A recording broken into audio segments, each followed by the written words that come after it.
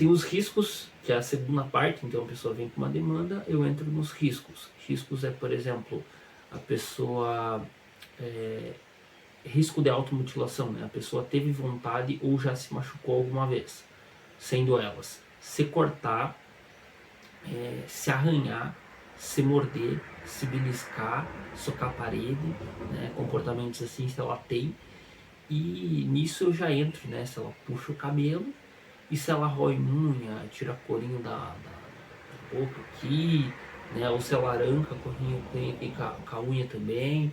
São comportamentos secundários, digamos assim, da automutilação, né? Que a automutilação ela seria socar uma parede ou se cortar, mas eu já aproveito esse momento e eu avalio. Né? Eles não são tão nocivos, né? Esses últimos, quanto se cortar, por exemplo. Né? Se cortar talvez seja um pouco mais nocivo e um pouco mais arriscado, mas eles são de importante avaliação. Tá? Então eu avalio esse risco, eu avalio o risco de suicídio em 3 pontos, né?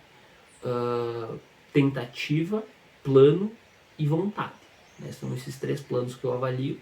Lembrando, né, que quanto mais tu avançar nesse conceito, maior o risco de se repetir. Então, se você pegar quem são as pessoas que mais têm chance de tentar suicídio?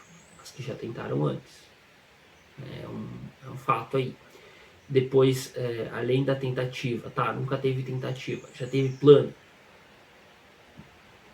Plano é tipo assim, tal dia, quando eu ficar sozinho, vou fazer tal coisa, vou pegar tal coisa em tal lugar, de tal maneira, eu vou deixar uma carta de tal forma, ou até escreve a carta. Então, isso é plano, tá? Eu quero que fique claro. Não é tipo você pensar, só vir na cabeça, eu vou fazer tal coisa e deu. Não, plano ele tem que ter. Quando você vai agir, ele tem que ter uma coisa mais assim, mais intensa e ter uma forte vontade ali. Não adianta a pessoa só ter um plano e tipo não ter vontade, só ser um pensamento intrusivo, algo que está atrapalhando, tá? Então tem que ter essa questão, tá? Tem que ter essa questão da vontade do plano e não ser algo intrusivo, tem que ser uma vontade própria da pessoa. Esse é plano. E antes do plano daí tem a ideação, que é a pessoa sente vontade, né? A pessoa tem ali algumas vontades, mas ela nunca fez nada e nunca planejou nada. Também é importante, né, entender isso para não avançar. Eventualmente, né, você não vai entrar em tantos detalhes, você só vai entender um pouco da história da pessoa.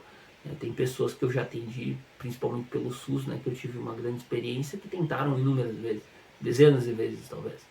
Né? E assim, então você tenta entender o que fazia essa pessoa tentar, tenta entender os contextos e tudo, e vai avaliar naturalmente para tentar evitar que isso se repita. O último item dos riscos é o uso de substâncias. Então eu pergunto se a pessoa bebe, se a pessoa fuma, né? Se você é psicólogo, se você está vendo isso, jogue sempre para cima, tá? Jogue sempre para cima. A pessoa bebe, ela diz socialmente. Em vez de tu perguntar uma lata para a pessoa dizer 2, tu diz, tu bebe quanto? Um fardinho no fim de semana, uma garrafa de uísque, 1 litro de cachaça por vez. Joga alto, né? Joga alto. A pessoa fala, não, eu bebo 4 latinhas por dia.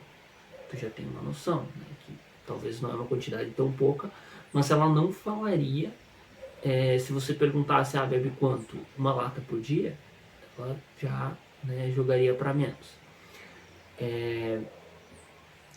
A questão das outras drogas, né, eu pergunto, maconha, cocaína, crack, heroína, LSD e alucinógenos, êxtase e alucinógenos, se eu não me engano, essa é a lista que eu pergunto se a pessoa usa ou já usou. E mesmo perguntando, tá, teve o caso de uma mulher leiga uma vez que ela já tinha usado ou usava maconha, não lembro, e ela falou, na adolescência, não sei o que, eu usei um negócio na lata. Quer dizer, mesmo perguntando, eu citei o crack, ela falou que não, só que ela usou algo sem saber que era o crack. Então, tipo assim, dependendo, né, a pessoa, às vezes ela usou alguma coisa forte e nem sabe, né? Acredito eu que seja crack, não entendo aí de drogas também, não sou usuário, nunca fui. Então, são esses 3 riscos que eu avalio, né? O risco de, por exemplo, se é um dependente químico ou se já tentou se matar, dependente químico no sentido de pode não estar em uso, tá? Mas já teve aí um vício forte no passado, ou já tentou se matar, ou enfim, esses 2 aspectos você analisa da seguinte maneira. Tá, então a pessoa pode tentar novamente, pode usar novamente, ou pode vir a se cortar novamente, aí que são os riscos citados. Então é muito importante você entender e trabalhar para evitar.